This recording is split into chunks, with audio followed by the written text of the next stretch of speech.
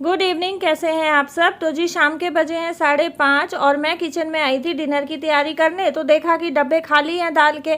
और मैं क्या करती हूँ, जैसे ही डब्बे खाली होते हैं ना, मैं धुलवा के रख देती हूँ। पुराने दाल के डब्बों में दाल मैं दोबारा से नहीं डालती हूँ। अगर हम ऊपर से दोबारा दाल डाल देते हैं ना, तो उसमें पिड़ाई और कीड़े होने का डर रहता है। और यहाँ मूंग की दाल बहुत थोड़ी सी बची हुई थी, तो मैंने कहा चलो ये खाली हो जाएगी, अभी दाल बनाएंगे।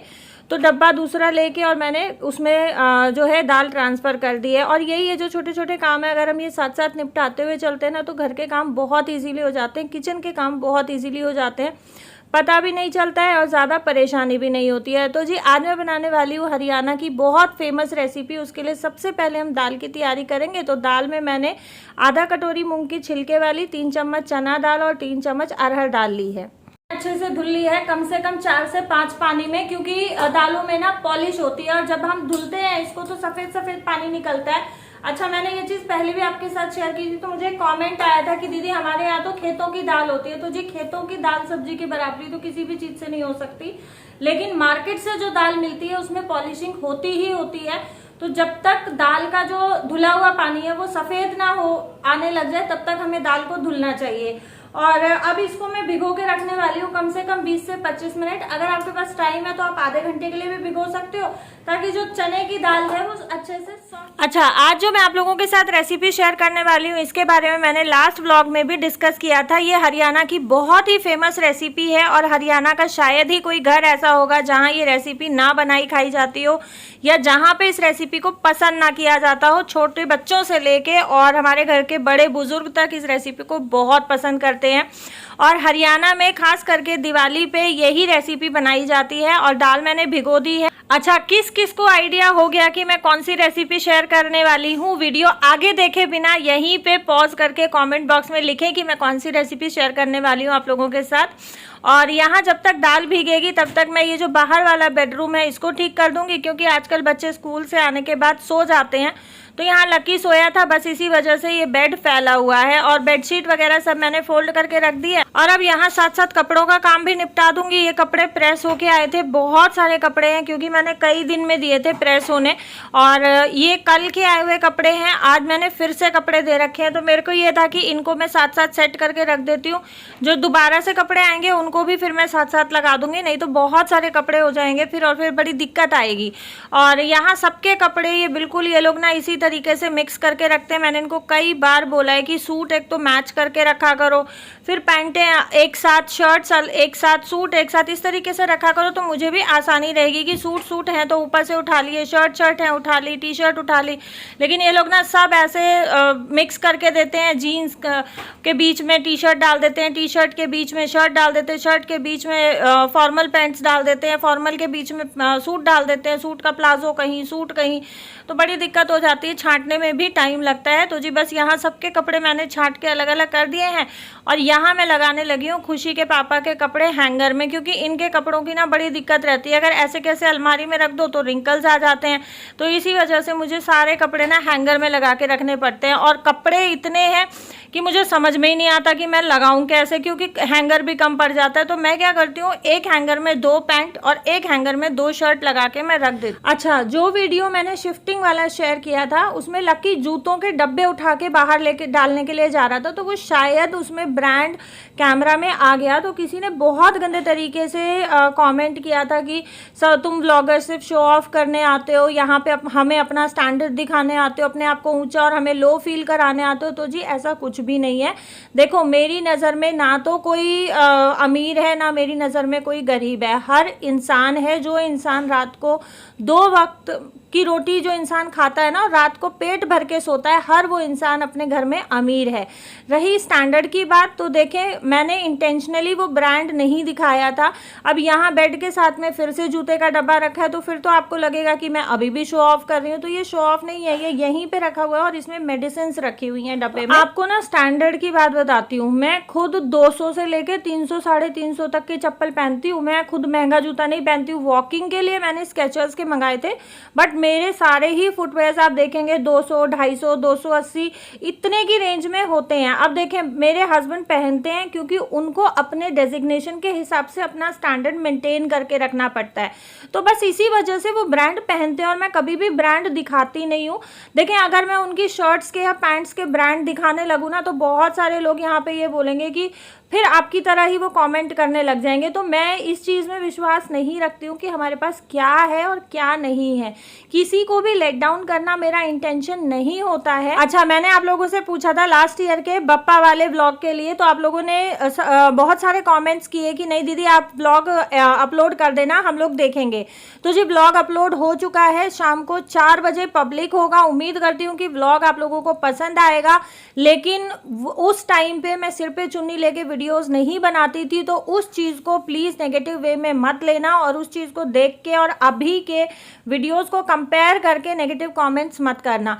कपड़ों का काम हो गया है, यहाँ दाल भी बहुत अच्छे से भीग गई है। मैंने अपनी पानी की बोतल भर के रख ली है। दाल को मैं नमक और 1 चम्मच भर के घी डाल के उबलने के लिए रख दूंगी। फिलहाल खुला ही उबालूंगी, जब उबाल आ जाएगा तो ढक्कन लगा के इसमें 3 सीटियाँ लगा दूंगी।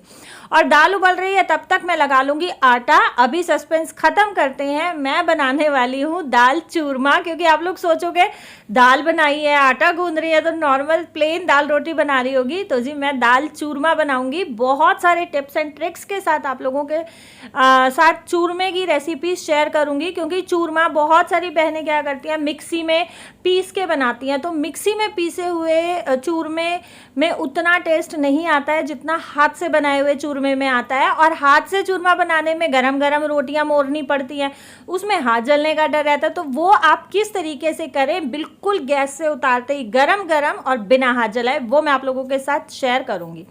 तो जी यहाँ मैंने घी ले लिया है, हींग जीरा भून के लहसुन कुटा हुआ डाल दिया है, अच्छे से भून लेंगे। और तीनों ही चीज़ें भुनने के बाद इसमें ऐड करेंगे बारीक कटा हुआ टमाटर और 8 से 10 पत्तियां कड़ी पत्ते की। सारी चीज़ों को मिक्स करेंगे और यहाँ ऐड करेंगे हल्दी और नमक। अगेन इसको अच्छे से मिक्स करेंगे, थोड़ा सा पानी डालेंगे और ढक के हम इसको पकने के लिए छोड़ देंगे। मसाला हमें यहाँ पे आधा पकाना है, पूरी तरीके से मसाला नहीं पकाना है। 50% पकने के बाद इसमें मैंने ऐड किया है 2 चम्मच दरदरा कुटा हुआ साबुत धनिया। और अगेन इसको ढक के अच्छे से पका लेंगे। और इसमें अब हम इस स्टेज पे काटेंगे हरी मिर्चें, क्योंकि हरी मिर्चें ना बहुत ज़्यादा मैं दाल में नहीं गलाती हूँ। हल्का हल्का हरी मिर्चों में क्रंच रहता है ना, वो ज़्यादा टेस्टी लगता है हरी मिर्च में। आप चाहें तो हरी मिर्च ऊपर से भी स्प्रिंकल कर सकते हैं, बहुत अच्छा फ्लेवर आता है दाल में। हरी मिर्च डालने के बाद सारे मसाले को अच्छे से मिक्स किया और इसमें मैंने ऐड कर दिया बॉईल किया हुआ दाल। अच्छे से दाल को मिक्स करेंगे, जो कंसिस्टेंसी आपको दाल की चाहिए चूरमे के साथ उतना पानी ऐड करके मंदी गैस पे इसको हम अच्छे से पका लेंगे जब तक दाल में खूब सारा बॉईल नहीं आ जाता है। यहाँ मैं तैयारी करने लगी हूँ चूरमे की रोटियाँ बनाने की। तो चूरमे की रोटियाँ बहुत मोटी मोटी बनती हैं, लाइक जो हम नॉर्मल एक रोटी बनाते हैं वो 5-6 रोटियाँ बन जाए, इतना आटा मैं चूरमे की रोटी के लिए लेती हूँ। और चूरमे की रोटी जो होती है वो हमें बिल्कुल मंदी गैस पे सेकनी होती है, गैस बिल्कुल भी तेज़ नहीं करनी होती है। और मैं चूरमे की रोटियाँ बहुत करारी क्रिस्पी बनाती हूँ, क्योंकि जितनी क्रिस्पी रोटियाँ होंगी ना उतना ही टेस्टी चूरमा बनेगा। अच्छा, अब यहाँ पे आप पराठे का चूरमा भी बना सकते हैं। पराठे का चूरमा तो बहुत ही लाजवाब बनता है, लेकिन उसमें पराठे आपको घी में बनाने होते हैं। चूरमा जो हम रोटी का बनाते हैं उसमें घी हम ऊपर से डालते हैं, लेकिन जो पराठे का चूरमा बनता है उसमें ऑलरेडी पराठों में घी होता है, तो उसमें हमें ऊपर से बहुत ज़्यादा घी डालने की ज़रूरत नहीं होती है। और पराठे का अगर चूरमा आप बनाएं तो पराठा सेकते टाइम आप उसमें फोक से छेद कर दें, ताकि जो घी है वो अच्छे से पराठे के अंदर एब्जॉर्ब हो जाए तवे से उड़ने की बजाय। और यहाँ जो है मैं रोटियाँ साथ साथ बना के, और आप देख रहे हैं मैं बेलन से किस तरीके से रोटियों को मैश कर रही हूँ, तो इसमें हाथ भी नहीं जलता है और रोटियाँ हमारी बहुत बारीक हो जाती हैं। जब हाथ से हम चूरते हैं ना तो उसमें इतनी मेहनत नहीं लगती है। और मैं बना रही हूँ चूरमा शक्कर में, जो पाउडर्ड जैगरी होता है, पाउडर्ड गुड़ होता है उसमें, और रोटियाँ चूर के और मैं साथ साथ इसके ऊपर शक्कर डालती जा रही हूँ, ताकि शक्कर जो है रोटियों की गर्माहट से गरम मेल्ट हो जाए। तो बस इसी तरीके से सारी रोटियां बना लेंगे। अच्छा, आज है 9 तारीख और ओशी केशव जी की बेटी का बर्थडे है, तो many many happy returns of the day princess. Mata Rani आपको ढेर सारी खुशियाँ दे, खूब खुश रखे माता रानी आपको। मोहम्मद इमरान जी ने मुझे बर्थडे विश किया था, इन्होंने भी कहा था कि मेरा नाम लेना, तो मैंने वीडियो में इनका भी नाम लिया है। उम्मीद करती हूँ कि आपको अच्छा लगा होगा, और अगर अच्छा लगा हो तो वीडियो को इसी बात पे लाइक कर दें, शेयर कर दें फैमिली एंड फ्रेंड्स के साथ। और यहाँ सारी रोटियाँ बनने के बाद मैं आ गई हूँ रूम में, और तसल्ली से बैठ के मैं चूरमे को मोरूंगी अच्छे से। तो रोटियाँ ऑलमोस्ट तो मैंने बेलन से ही मोर ली थी, और यहाँ पे बाकी की मैं हाथ से चूर लूँगी। और इस तरीके से चूरमा बनाने में ज़्यादा ज़ोर भी नहीं लगता, क्योंकि कुछ तो रोटियां बेलन से जब हम मैश करते हैं उस टाइम पे सॉफ्ट हो जाती हैं, कुछ शक्कर डालने से सॉफ्ट हो जाती हैं, और कुछ अब हम यहाँ पे थोड़ा थोड़ा घी डाल के इसको इस तरीके से हाथ से मोड़ते जाएंगे तो ये बिल्कुल ही सॉफ्ट हो जाती हैं। और जितना हम इसको बोलते हैं ना कि घोटेंगे, जितना गूँथेंगे उतना ज़्यादा ये चूरमा टेस्टी लगता है। देखें, मिक्सी में हम बना लेते हैं, बट मिक्सी वाला चूरमा और आप एक बारी हाथ से चूरमा बना के खाना, आप मिक्सी वाला चूरमा दोबारा नहीं बनाएंगे। और मैंने आपको तरीका बता ही दिया कि हाथ ना जले उसके लिए हम रोटियां किस तरीके से मोड़ें। और हरियाणा में ऑलमोस्ट सभी गाँव में या सभी स्टेट्स में या सभी जगह पे दिवाली पे दाल चूरमा ही बनता है भोग का। हमारे यहाँ दाल चूरमा बनता है, बहुत सारी जगहों पे बनता है दाल चूरमा। किस किस के यहाँ दिवाली पे दाल चूरमा बनता है कमेंट बॉक्स में ज़रूर शेयर करना। तो जी यहाँ दाल और चूरमा बन के बिल्कुल रेडी, और हम लोग इसी तरीके से खाते हैं भाई, देसी तरीके से। हम लोग बहुत शो शा करके फैशन में नहीं खाते हैं। चूरमा लिया, दाल लिया और बस इसको मिक्स करके खा लिया। तो जी अभी हो गई है नेक्स्ट मॉर्निंग, और मैंने ये ब्लिंकिट से कुछ सामान मंगाया है। एक्चुअली रात जो है आटा मेरा ख़त्म हो गया, और मुझे ध्यान रहा नहीं आटे के लिए कि मैं मम्मी को बोल दूं, तो रात को ही मैंने मम्मी को बोला है अब आटा या तो कल आएगा, कल दिन में मम्मी गेहूं साफ़ करके पीस के तब भिजवाएंगी, या फिर परसों आएगा। तो बस इसी वजह से बच्चों का नाश्ता बनाना था, लंच पैक करना था, तो मुझे ये हुआ कि इडली का बैटर मंगाते हैं, चटनी बनाते हैं और बच्चों को इडली ही आज स्कूल में दे देती हूँ। तो यहाँ साथ साथ मैंने दूध भी मंगा लिया है, टमाटर मेरे ख़त्म होने वाले थे तो टमाटर भी मंगा लिए। और ये लोटो नहीं है, ये किसी और कंपनी का है। ये इस पूरे सामान के साथ 2 पीस चोकोपाई के फ्री आए हैं। और बस ये लोग ना इस तरीके से कस्टमर्स को बहलाने के लिए थोड़ा बहुत फ्री कुछ ना कुछ देते रहते हैं, क्योंकि मुझे ऐसा लगता है कि इनकी शायद सेल बहुत ज़्यादा कम हो गई है। ब्लिंकिट पहले ग्रोफर्स था तो इस पर आइटम्स भी बहुत ज़्यादा थे, वैरायटी था, आप घर का कोई भी सामान, बेड लाइनिंग, बाथरूम का कुछ भी सामान ले सकते थे। बट अभी ये लोग बहुत लिमिटेड चीज़ें रखते हैं। और दूसरी चीज़ कि ये लोग अगर सपोज़ मेरे घर से 6 मिनट का रास्ता है, 6 मिनट में ये 15 रुपये लेते हैं। अगर आप 300 से ऊपर का सामान मंगाते हो तो डिलीवरी चार्ज, अगर कम सामान मंगाते हो तो ये लोग डिलीवरी चार्ज 25 रुपये लगाते हैं। पहले इन लोग सिर्फ 5 से 7 रुपये डिलीवरी चार्ज लगाते थे, अब इन्होंने डिलीवरी चार्ज भी बहुत ज़्यादा कर दिया। अब आप सपोज़ कि अगर किसी को 300 रुपये का सामान नहीं मंगाना है, दूध 300 रुपये का नहीं बैठता है डेली का, सिर्फ अगर दूध मंगाना है 2 से 3 लीटर तो उसमें आपको 25 रुपये डिलीवरी चार्ज देना पड़ेगा। किसी को आधा लीटर दूध की नीड है तो उसमें 25 रुपये डिलीवरी चार्ज, जितने का दूध है उतना ही डिलीवरी चार्ज देना पड़ता है। तो इसी वजह से मुझे लगता है कि शायद बहुत सारे कस्टमर्स इनके टूट गए हैं और बहुत सेल इनकी कम हो गई है। तो इसी वजह से ये लोग अब कस्टमर्स को लुभाने के लिए छोटा छोटा कुछ ना कुछ फ्री गिफ्ट डाल देते हैं हर पाउच में। और यहाँ पे चटनी मैंने बना के रेडी कर दी है, चढ़ी हुई है चटनी, और साथ साथ मैं डाल रही हूँ इडलियाँ बनाने के लिए। और इडली बनेगी तब तक ये है कि चटनी भी मेरी बन के रेडी हो जाएगी। और आज मैं आप लोगों के साथ ना तो इडली की रेसिपी शेयर कर रही हूँ, ना मैं चटनी की रेसिपी शेयर कर रही हूँ। हालांकि चटनी की रेसिपी मैं 2 बार शेयर कर चुकी हूँ, लेकिन फिर भी मुझे कमेंट्स आ रहे हैं कि दीदी चटनी की रेसिपी दोबारा से शेयर कर दो, हमें पिछली वीडियोस में नहीं मिल रही है। तो जी अभी फ़िलहाल तो मैं चटनी की रेसिपी शेयर नहीं कर पाऊँगी, क्योंकि अभी रिसेंटली ही मैंने चटनी की रेसिपी शेयर की है आप लोगों के साथ। तो जी अभी टाइम हो गया है लगभग 11:15 बजे के आसपास का, 10:30 बजे या 11:15 बजे के आसपास खुशी के पापा ऑफिस गए हैं। लगभग 1 घंटा हो गया उनको ऑफिस गए हुए।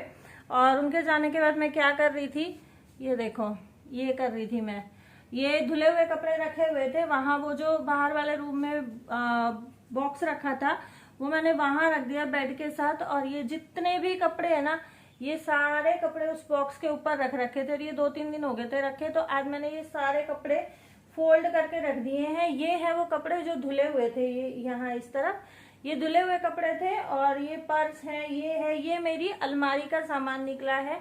और मैंने अपनी अलमारी भी सारी सेट कर दी है, अभी थोड़ी सी बची हुई है, पूरी तो सेट नहीं हुई है। क्योंकि 1 घंटा ही हुआ था मेरे को लगे हुए।